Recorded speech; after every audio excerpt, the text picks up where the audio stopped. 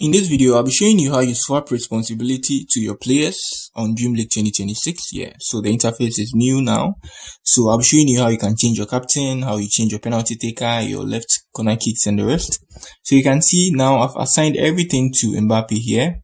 You see that's my player here. Everything has been assigned to him. Good. So now I want to change the corners to Bruno Fernandes, which is here.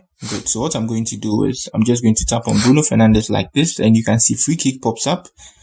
I just choose him here, and you see that vanishes from Mbappe's side.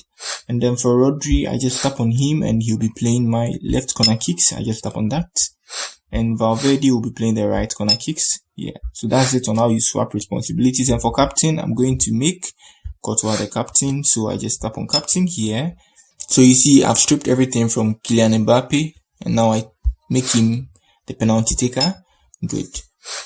Very much simple and easy. So that's it on how you swap responsibilities on Dream League 2026. If you are new here, just give me a like, subscribe to my channel. Peace.